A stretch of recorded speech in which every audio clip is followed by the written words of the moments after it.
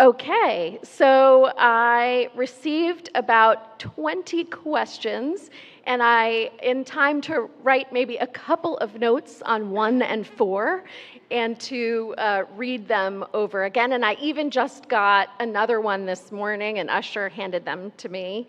I want to thank Randy and Julia and Ruth for going through the questions and grouping some of them together, and also suggesting that they put them in order. So I'm going to try to do the first 12.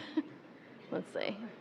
Okay, so think of this, for folks who are visiting or who haven't been to the question box sermon before, it's not really a sermon. It is a beginning. The sermon really is your questions, and they are so powerful, moving, and incredible.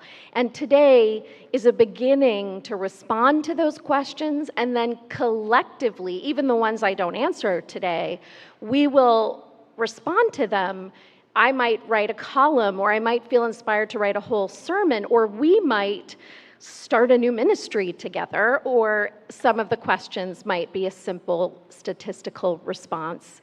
And it wasn't fair to call Catherine on her, it's 6 o'clock this morning, and say, here's a question, can you give me a statistic before the service begins? So I promise I will get to all the questions, if not today, and I will get more fully to the questions I answer today as well. So 1 and 4 have some writings, and besides that, I love this dialogue, this conversation that we get to have with each other each year. So the first short question is, what do you think are the 3 most important things you and we should be doing together going forward? What do you think the impacts of these would be on the church? As Unitarian Universalists, what are the most helpful theological resources for these times? There's the first question. Which clearly will be fodder for, someone said a sermon, I say 2 sermons, but anyway. Okay, the first part of that question, what are 3 important things that I think that we should be doing together going forward? So one that really does come to mind, at least this morning, but really has come to my mind before, is that while it is true that the religious landscape is dramatically shifting, and while it is true that churches will wax and wane in numbers over time, what I can tell you is that there is something that we do together, the creation of a spiritually grounded and spiritually alive community, where when people come in, they can be accepted fully for who they are, they can be authentically themselves, and where we can gather to transform despair into hope and love into acts of liberation. This is eternally needed. If every single congregation, Buddhist, Hindu, Jewish, Christian, humanist, and obviously we draw wisdom from many of these strands, were to disappear, we would have to recreate something. What shifts is the form that these things may take over time. What stays the same is that core purpose of who we are to one another. And especially in this time, I think about how together we gather for the spiritual tools of resilience and resistance during a time of harm, the onslaught of harm to all of us, and to some of us more so. And here we have a chance to co-create and touch beauty, to touch joy, and to actually try to create a better world, a more liberated, loving world. And maybe because this is the question box sermon, this is the place where we can wrestle with the big questions and how we lead a meaningful life, a life that matters. Okay, I'm doing a terrible job at going short. Okay, second, I'll be shorter, the rising generations and the unchurched of all ages. I think we need to focus. This is about that changing form. We're a large church, and everybody is not spiritually fed by exactly the same thing. So we need to explore a multiplicity of avenues in terms of how people connect with the sacred and the spirit, how people's spirits are galvanized to make a difference in their lives and in the world beyond. And here's an example. Music is the medicine for the soul. But for some of you, I'm going to only ask what you like, but not what you don't like. Who is really touched by organ? I'm touched by organ. Who is really touched by harp? I am. Who is really touched by jazz? Who is really touched by drums in the sanctuary? Oh, wow, this is good, actually. Who is really touched by electric guitar? I'm just going through an example of different things because the truth is, who listens to electric guitar every morning when they wake up? Good. Yeah. I was trying to get at that. So music is medicine for the soul. And the type of music is one of the windows through which the light shines. And so we have room for many windows in this church. And that's just one example of form versus core purpose. Music is part of our core purpose. The form will change maybe each week and certainly over time. The third thing I'm going to mention is navigating conflict in healthy ways. And this is foreshadowing a later question. I was not here, but I did hear that adding the screens nearly split the church and that a number of people left. And I'm seeing some laughing and nodding. And there are also some folks that are maybe not in the room. And so what I know to be true is that years ago, I was attending workshops that, screens are so normative in certainly my son's life that it would be unfathomable to walk into a space that didn't have a screen. It would feel like a foreign land. And so what was shared with ministers was that if we didn't start to have screens, we would just not be connecting with the rising generations. Then there's the other point of view that some people may have felt, that it affected the peace of the sanctuary, and people wanted no technology here and to have a different kind of space. Remember what I said about different forms. We can have both. Spaces without technology and spaces with technology in this many-roomed house of worship. But to get back to the main point, change naturally engenders conflict. And who knows what happens what's the only state of being that involves no change? Death, you said it. Death, you said it. So part of navigating conflict in healthy ways is working together to actually nourish this community of change over time. And we can do that. And every congregation struggles with change and with conflict, and every congregation has the power to be able to learn how to engage conflict as a teacher, how to experiment and learn from our experiments, and how to continue to grow.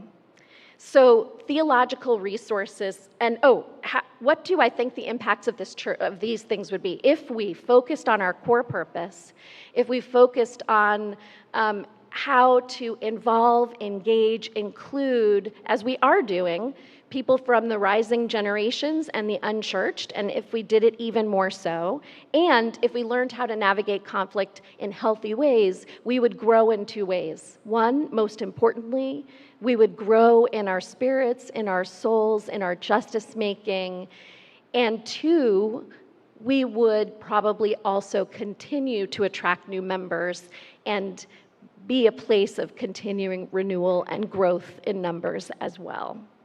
So helpful theologians, theological resources for these times. The person that comes first to my mind, is James Luther Adams, who I actually mentioned this spring in a sermon because I thought to myself, oh, did I even ever talk about him recently? But how many people even know who James Luther Adams is? Not a lot. That's what I thought. We have a sermon about James Luther Adams. He was one of the most well-known Unitarian Universalist theologians of the 20th century, and he graduated divinity school in 1927 and went to Europe and was deeply impacted by the Second World War and the Holocaust. And in some ways, James Luther Adams is the bridge from liberal theology, which we are, and liberation theology, which we also are.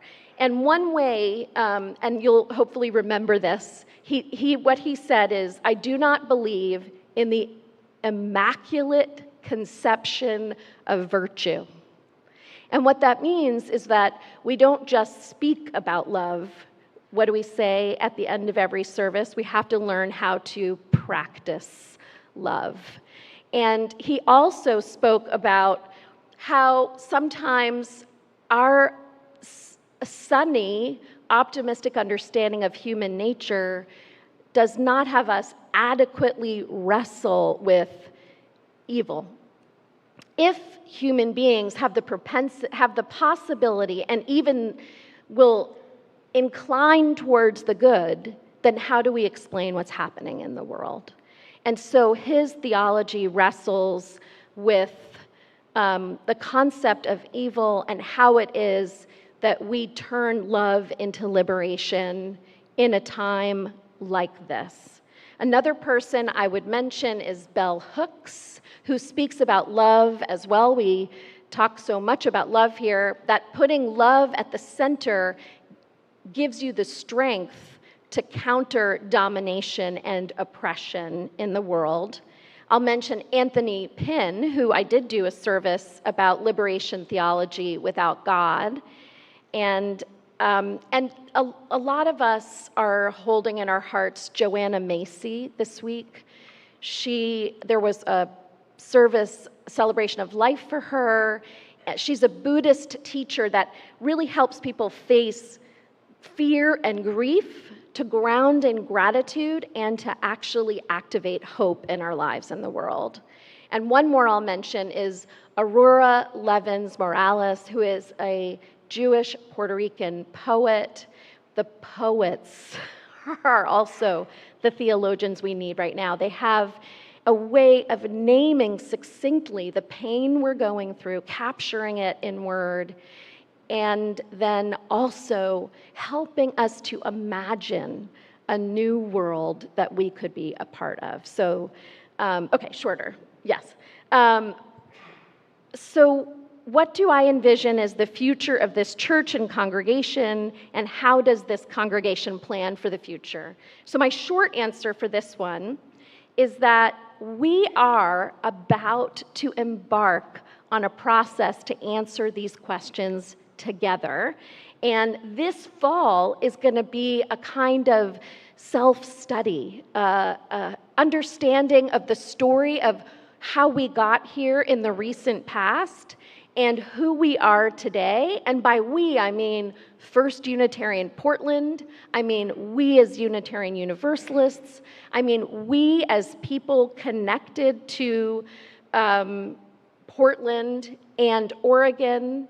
And who are the we's that we live among? And that's so important. That is so, so important. We need to understand who lives here, for example, to understand who it is that we might serve, who we might serve in this city of ours. And an example of answering that question when I first arrived, on everyone's heart was, how are we in relationship with the houseless residents on our block, in our neighborhood, and in our city? And one answer to that was the shower project. And that's really an experiment that continues to unfold. And you did hear, I think, that there's a tour of the shower project today following the service. So we're going to understand who we are. Then in the winter and spring, we're going to actually get back to that core understanding of our mission. The last time we did mission work was over 30 years ago. So we're going to, what is our mission from the vantage point of 2025 instead of the early 1990s? And my guess is some things will stay the same. Here's a question. How many people know the mission statement? Folks online, I have faith that maybe there's some hands up there, because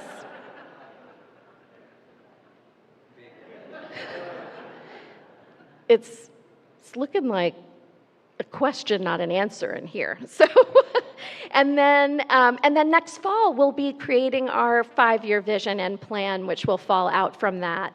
And the reason it needs to come from the we is I'll go back to James Luther Adams. Yes, there's a role for the individual in countering oppression, but voluntary associations like this, that is how we can do big things, life-changing things together. So we need to answer those questions together.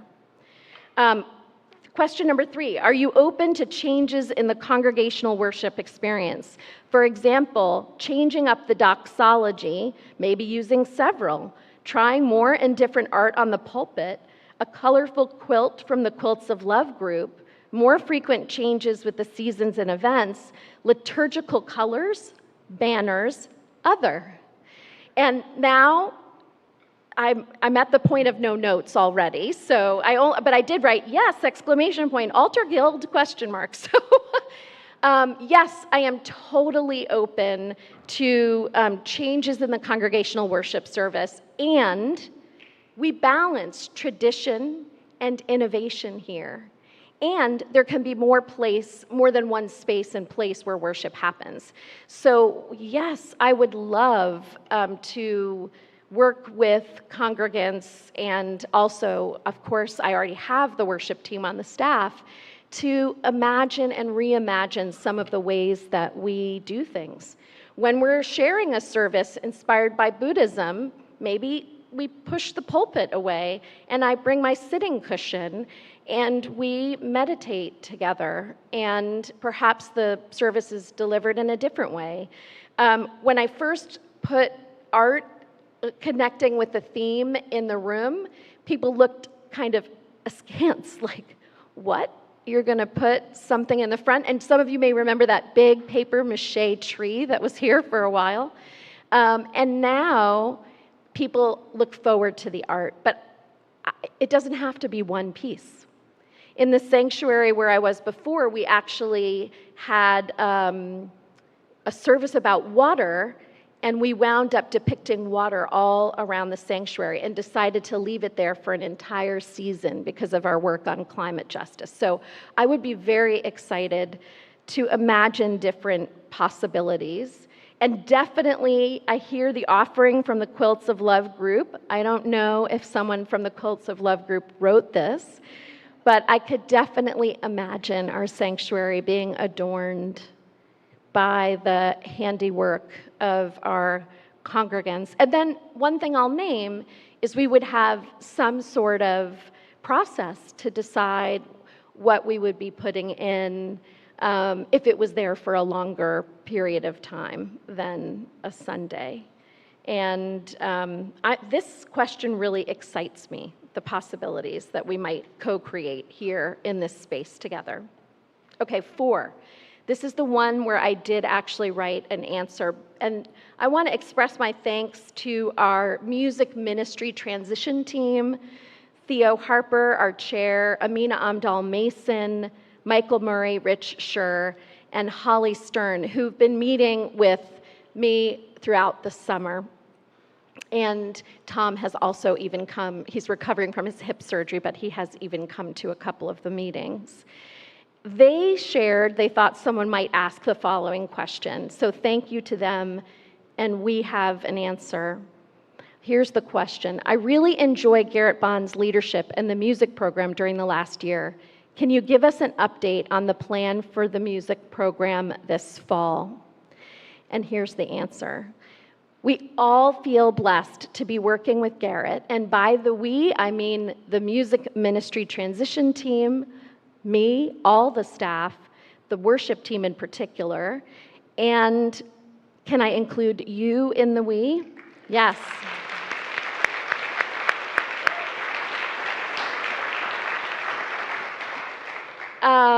As Garrett shared in the spring, he has also enjoyed working here. And I just want to name that Garrett and I spoke, and he said, he didn't really want to speak today because he's both hopeful and emotional. So about this, you'll see why in a minute. Who thinks Garrett is talented?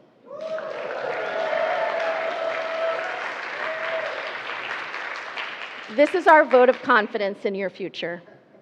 And Garrett has shared that after discernment, he is feeling called to work on the stage with professional ensembles, which is bittersweet, right?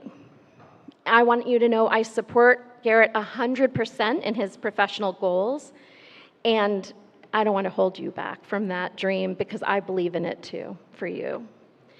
With all that I've witnessed, I do have every confidence that he will have many options in that space. But I'm sad, though, because it means that he won't be continuing past the position of interim. And my guess is many of you will feel this is bittersweet. And I know that you also support him in his dreams.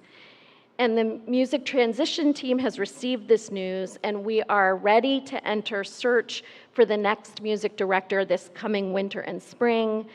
And we are also readying ourselves to explore who we would want to work with should some offer come Garrett's way before the end of the program year in June, even if it were very soon. So this is a time to savor getting to have Garrett at the helm of our music program for as many Sundays as it lasts.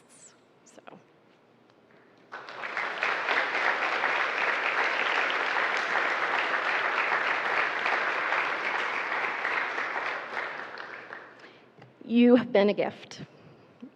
You have just been such a gift to us, so thank you. And he's been here 2 years, don't forget, the fantastic pianist, and this whole last year, and for however many more moons he's here. 5, how did attending a women's college impact your life and your ministry? Oh no, okay. The short version is this. The one answer of many is this. I actually, my preschool at the Unitarian Church of All Souls was co-ed, and my divinity school, Harvard Divinity School, was co-ed, and every year of schooling in between was at a girls' school or a women's college. So this is a really good question. And one of the answers would be this, that being in the embrace, what I can share with you is that in the schooling spaces that I was privileged to be a part of, the notion of gender as a box was always exploding. And so it doesn't surprise me that it was at Bryn Mawr where this is like 30 years ago, that I met the first person to openly identify as trans in the context of that community. And while it's true that we have a much more gender expansive notion today and our exploding boxes, biases still affect people. And so one blessing in a girls' school and a women's college was that certain certain community leadership roles sometimes will more often go to a particular gender. Well, what I can share with you is that a community of all women or a community of all girls still replicated all of those roles because they're needed. And so it just felt like being in a space with fewer limitations. And I did not live in a girls' school my whole life. I lived in a more gender expansive space. So I brought that feeling into the world, and I'm constantly wanting to learn how to do that more and have a real commitment to gender equity because of the grounding in those spaces. Self-conscious grounding that people, that gender expression and experience makes a difference, and that there are no boxes, or limitations for what people can do because of how they identify in terms of their gender. So that's part of the answer. My elevator speech about Unitarian Universalism to someone who doesn't know. I'm going to do the shortest one I can. We all come from one source, and we all have a shared destiny. We need to protect the sources of all life, and we need to work for the betterment of all people. And ultimately, that's what Unitarian Universalism is about. That was like floor 3-1. How can our mostly white church best affirm and promote the eighth principle? Is that mostly up to us as individuals to play our part, or can the church as a body do meaningful action?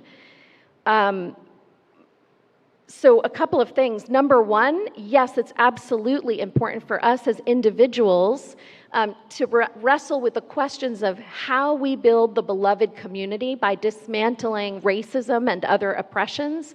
And absolutely the work is collective. As James Luther Adams said, we need to galvanize the energy and the possibilities that lie in community to actually tackle some of these systemic problems of evil in the world.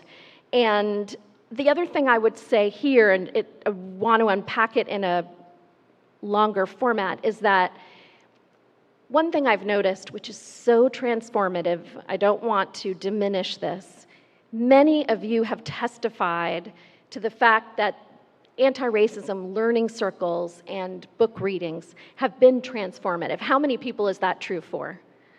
That is very important. And I want to also ask how many people here in this room consider themselves a reader and have a number of books at home on the shelves?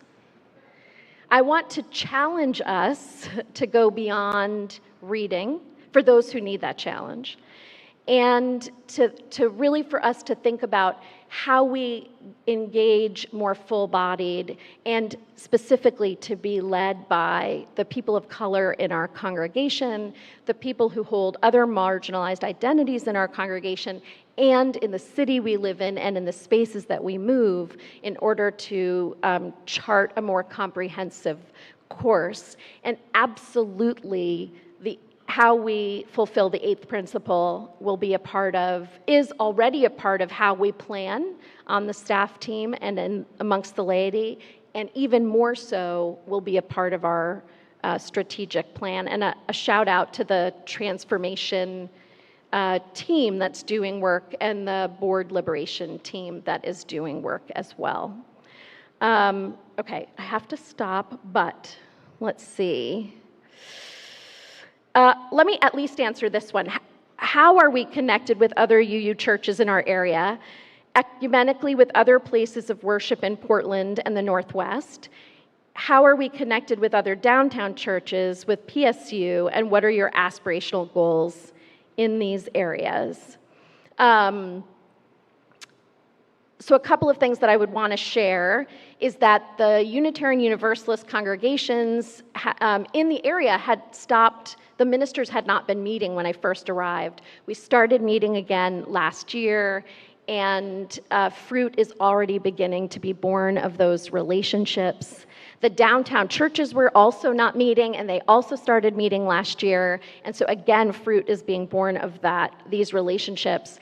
And it feels like the area is really reopening. And one of the biggest signs of that, many clergy, myself and others, were recently part of a training by Together Lab to be able to show up at the courthouse and at the ICE building here in order to be chaplains to the lawyers and the activists, and to be a presence and chaplains to the immigrants showing up for their meetings, because indeed ICE officials are harassing them.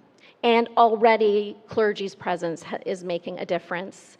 And a second thing I'll mention is there's a newly forming civic leaders group, including community leaders and faith leaders, that I was just invited to be a part of. And I said yes to that, and I'll be finding out more. And there's longer answers, but this is really important to me, that I and we are not just a silo here in Portland, but rather that we're collaborating with others to make an even more powerful difference.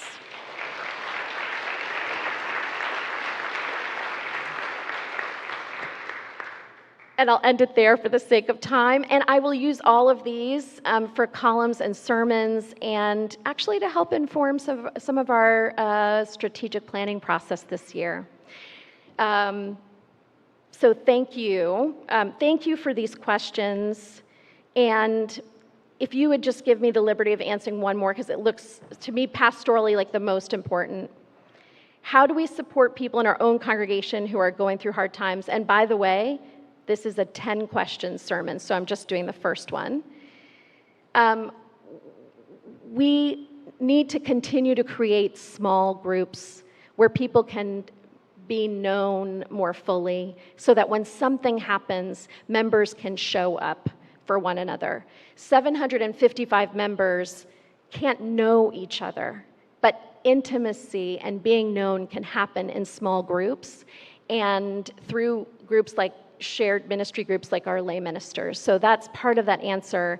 And the other part is, if you're going through a hard time, reach out to the ministers or the lay ministers so that we can connect you with support. The end for today, or pause, to be continued.